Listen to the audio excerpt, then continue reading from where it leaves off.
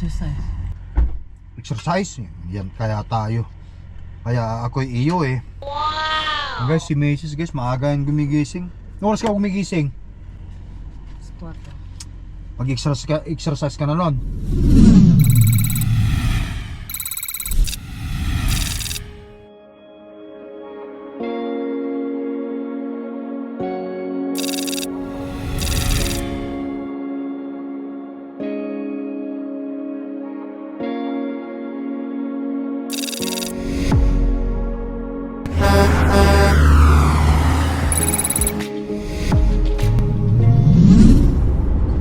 Guys, magandang araw. Ayan, home sweet home. Nasa Winnipeg na naman tayo. At umalis ako nung Lunes. Ayan, pabalik na ulit tayo ng Winnipeg. Nandiyan na yung sign. Kita natin. Welcome Winnipeg. Made from what's real. Sa amin. In 3/4 of a mile, take exit 318B on the right to Highway 101 North. Sure.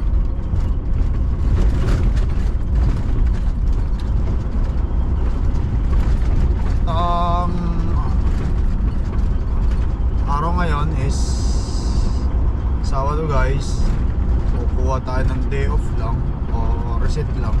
Kung may load silang ibigay sa akin, labas ulit tayo. Lisan lang. Labas ulit. Hindi pa tayo nakakota eh. Ay, nakabuhay ng owner operator. Hirap talaga.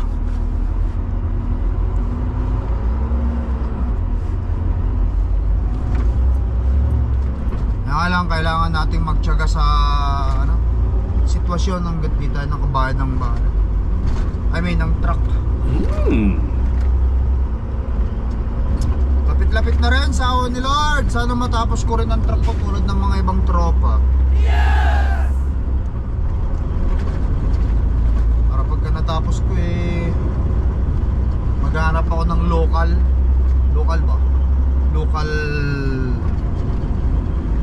delivery.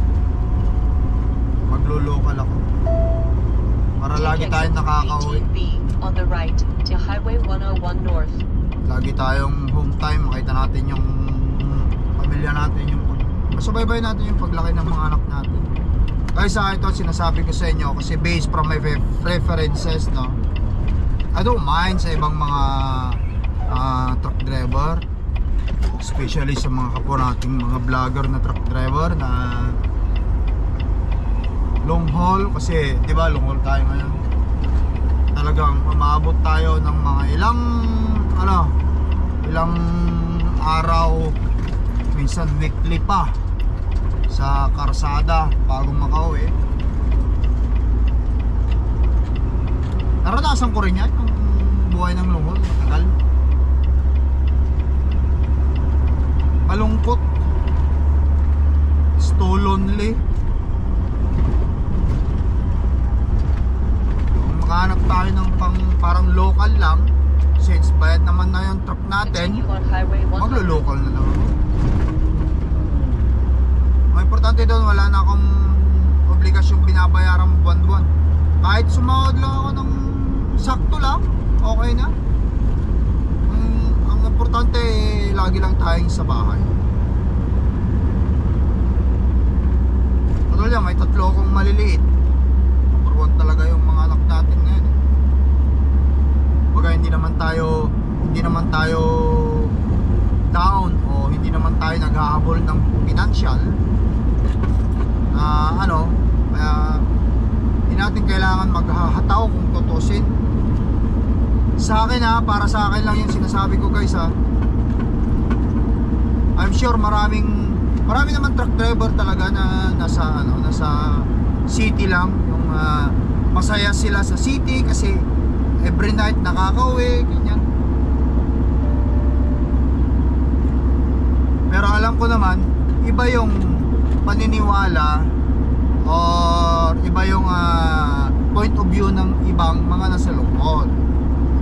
Iba rin yung point of view ng mga city. Kaya ng isang tao, respeto lang natin. Kung ang isang truck driver ay gusto lang niyang nasa city lang, oh yun, o di mag-stick ka sa city kung saan ka masaya, ganun. Eh kung ikaw naman long haul truck driver, gusto mo mag-stick sa long haul truck driver, o di keep doing what you wanna do. Sabi nila, ganun lang siya sabi. Alright, but anyway guys, ito malapit na tayo sa Torque. Yeah! Ida-drop ko lang itong ano ko, itong trailer ko or i-atras ko sa kanilang dock. Kasi sabi ng aking dispatch, i-deliver ko pa daw ito. Kaya pagbalik ko, receipt na ako. Kaya wala, yun ang sabi nila, kaya tayo lang natin or gawin lang natin.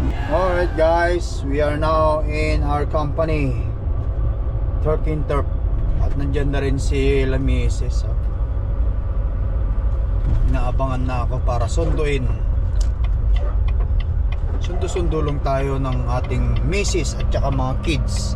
Isa lang kasi ang sakyan namin guys, kaya wala akong sasakyan dito sa trabaho. Hindi ako nagdadala. Kasi isa lang din naman, hindi naman namin kailangan ng dalawa. Dagdag gastos na naman yan.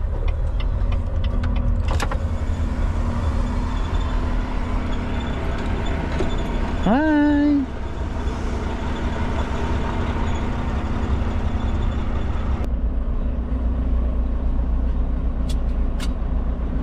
Alright.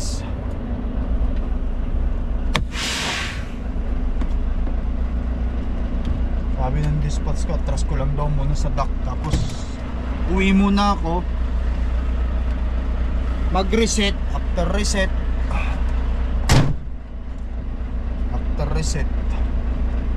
balik ako dito sa Lunes kasi Sabado ngayon.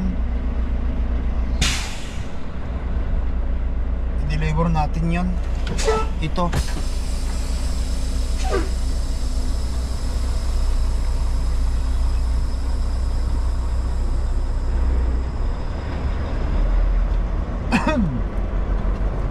home sweet home again.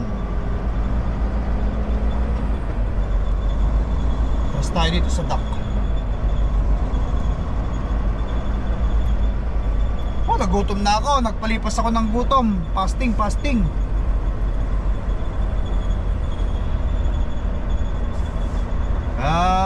Hopefully dinalhan ako ni Mrs. ng pagkain. Kakain muna tayo. Yeah!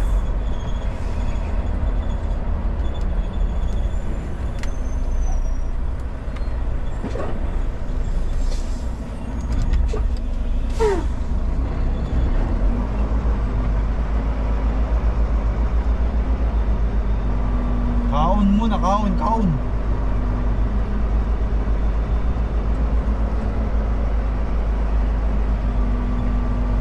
Dito lang muna sa dock. Atras ko lang muna dito sa dock ng Torque.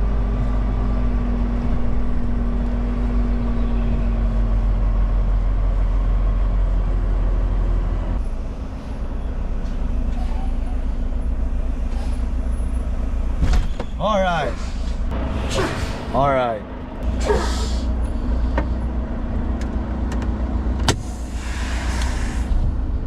Okay, so mag-post trip ako maya.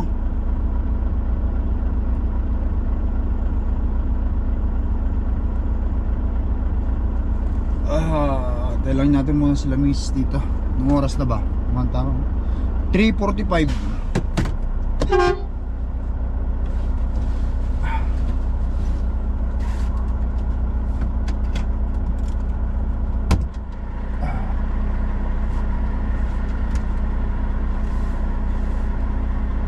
Tras mo lang dito. Tras mo na lang.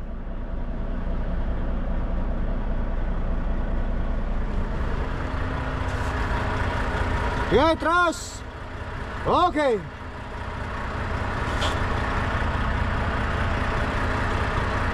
Han yung baon ko, yung pagkain ko, ang gutom na ko, han yung may labi-dabi. Oh, ang ganda ni Mrs. Pagkain ko, han, please lang. Ha? Pagkain ko. Yeah! Oh, sexy ah. Slim si Mrs.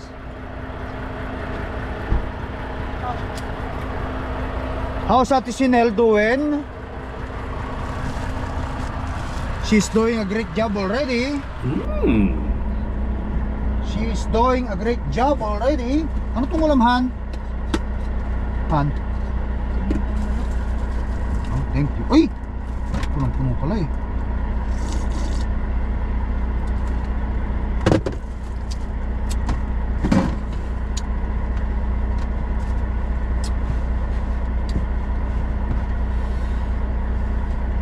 Kumusta, Han eh?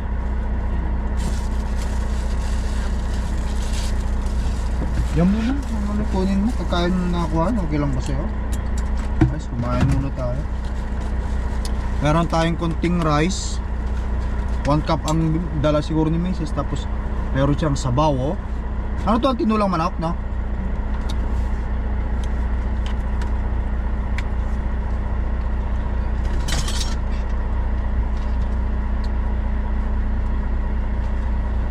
Nak, can you please help mommy? Thank you. How are you? Parang ano parang wala sa mood ah. Pagalitan siguro yan. Ay, wag ka magano sa ano pag pagalitan ka. Yan talaga. Pag napagalitan, it makes you going to grow. Kasi they teach you. Kumain na ba kayo? Oh, ako na yung garbage ano, kubag dyan na.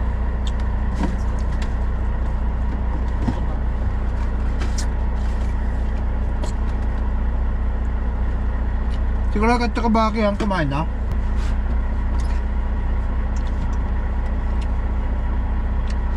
I-deliver ko pa to eh. Saan? Lunes. Saan? Anong oras? Hapon, tanghali, launa.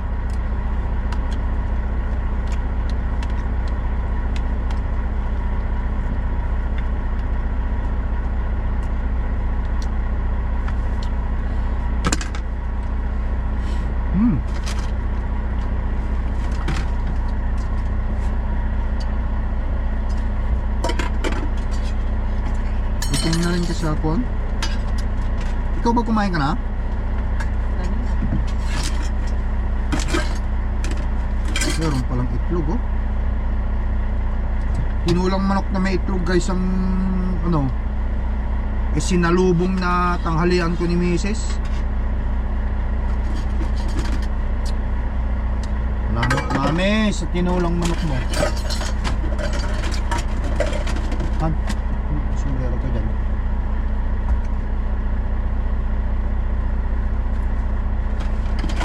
Tinulang manok na may itlog. Ang ating tanghalian. Wala, huwag mo nang kunin yun.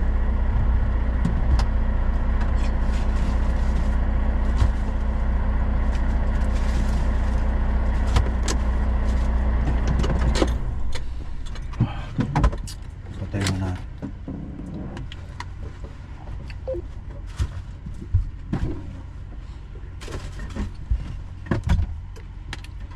Binigyan ako ng palakan ni ano eh. That's frog. I will cook that and you wanna taste it? That's a frog, yeah. I eat that. Palaka guys, palaka.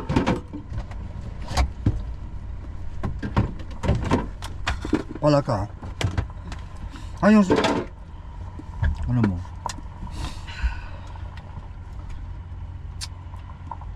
Tulog ba si Bake? Oh,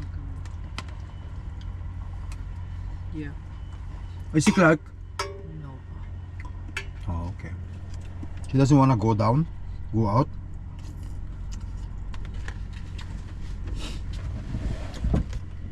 Iwan mo na yung tubig na to, Han.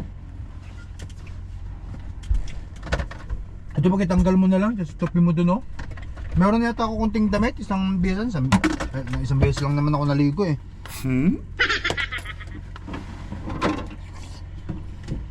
Sige, okay na yan. Pwede na yan.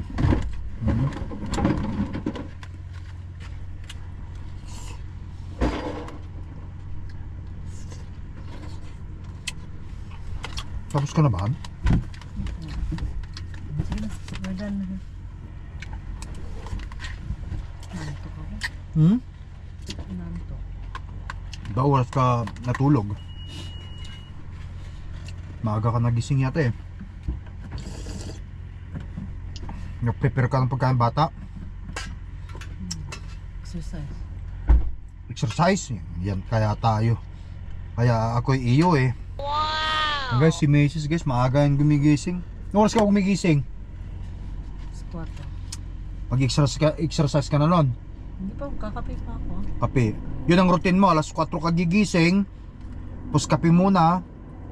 Anong oras ang eksaktong exercise mo sa umaga? 5:30. Ano? 5:30. 5:30. Tapos ng exercise mo isang oras yon. Tapos nun, luto ka na lang pagkain ng bata. Yun ang routine guys ni Macy's eh. Magaling.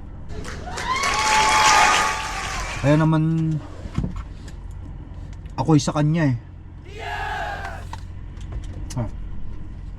Macy's. Binibiro lang eh. Ikaw talaga.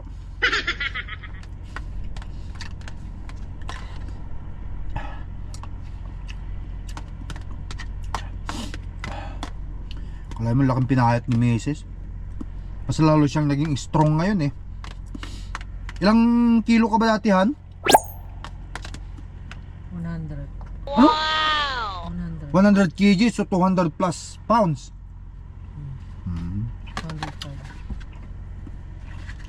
205 pounds. Ngayon, ilang pounds ka na? Nasa 62 kg. 440. Ganun. Galing. Very good. Han, saan ko ilalagay ito? Tapos na kumain? Oo. Hindi ko naman naubos tong ulam. Yung kanin mo lang ng ano. Pag ginutom mo ko, ano lang. Akin na yung itlog lang. Oh, ito. Kaubusin mo na kaya ito. Isup mo yung sabaw. Oh, yan guys. Kakainin lang ni Miss yung natitira ko. Hindi kasi nagra-rice si Mrs. eh. Matindi rin si Mrs. eh. No rice yan si Mrs. ko eh.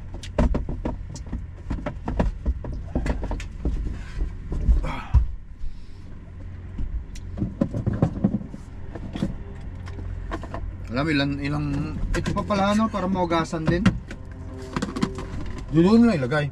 Para maanlawan din ito ano. Pinag-aanong ko ito eh. Okay. No. Para maanlawan lang natin. Ayan guys.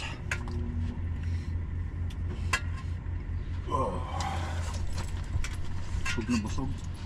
No rice yan si Mrs. kong kumain, pero marami siyang vegetable na kinakain, kaya yun ang kagandahan sa kanya.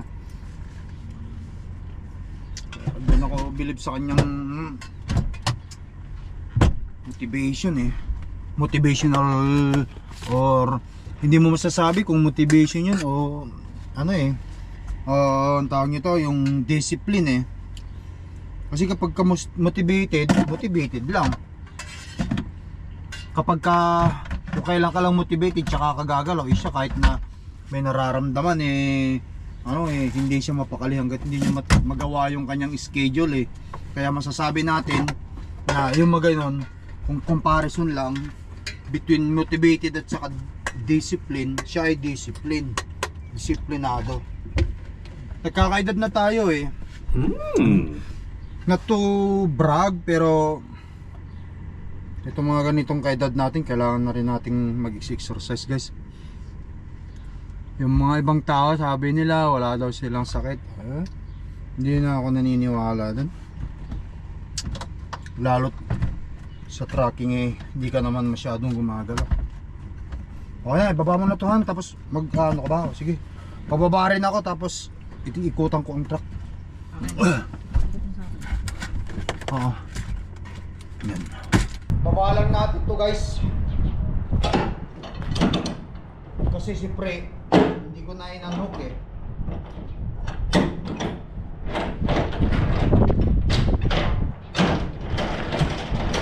Para hindi masabi naman ng axle ng ating tractor.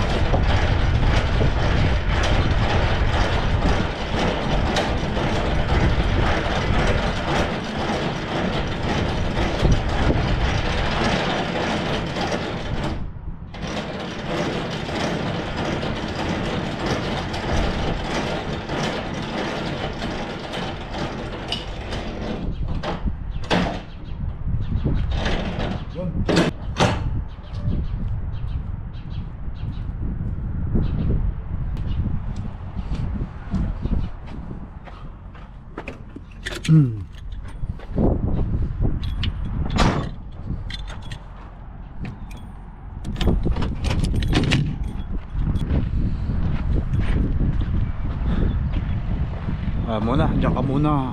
Cordapia.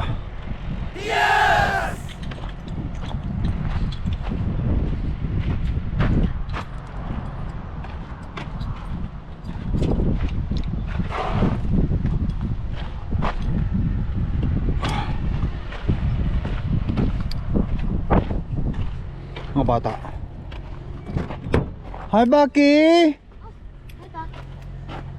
How does it go? Bless, Papa. Ay, nakalimot ang anak ko na to. Hi, Pa. Are you okay? Ate Sinel, ay Diyos ko, Ate Sinel, lagi na lang seryoso ang mukha ng Ate Sinel na yun, ah. Okay, let's go home. So what's the plan for tomorrow? Ano plano, honey? May labi-dabi? I was planning on to go to the RV to go to Ulan. but then we're doing. Tin malamig po. But, We're going to the. We're gonna Simba na have lang a tayo. picnic. magsimba na lang tayo bukas, okay? We're gonna have a picnic in Handonan Park. Yeah. It's Kildonan Park, picnic in Kildonan Park? yeah. At Tita Joy. Huh? Huh? Why? Because it's too cold. Yun ang plano nyo, Han? Why? Yun ang Oh, sinabi yeah, ko sa kanila kahapon eh. Well, we'll see if there is a, we can go to Kildonan Park for a picnic. Yeah. Right? Otherwise it's gonna be raining. I don't know. We'll see. Mommy will decide everything. Kay kakaiba. Why is it na? Yeah, sabi niya. Sabi niya na. Why, No. why na? No. Sometimes No. mom can break the promise na Mom sometimes can break the promise with the kids. Not good. na Yeah, well, everybody can break the promise. Sometimes. Yeah, when you think about if this weather, who's going to to picnic if the weather is Like. so cold, right? Yeah. Right, Ate Sinel? Well, we'll see if we can go to a picnic tomorrow. Ano ba bukas? Linggo? Reset na ako ng Lunes din naman eh. Kung meron silang ibigay sa akin pagka-deliver ko yan, okay. Kung wala, wala na magagawa na. Wala. Enjoy na lang natin yung family, ha. Mga ba.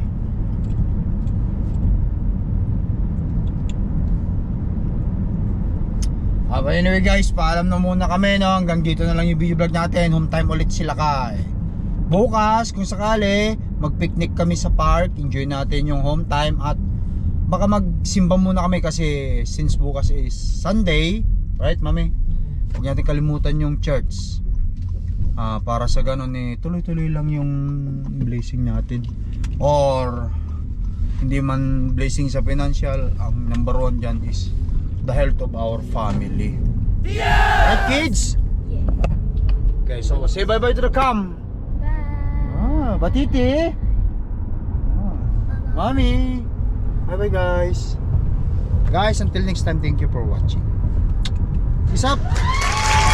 Bye.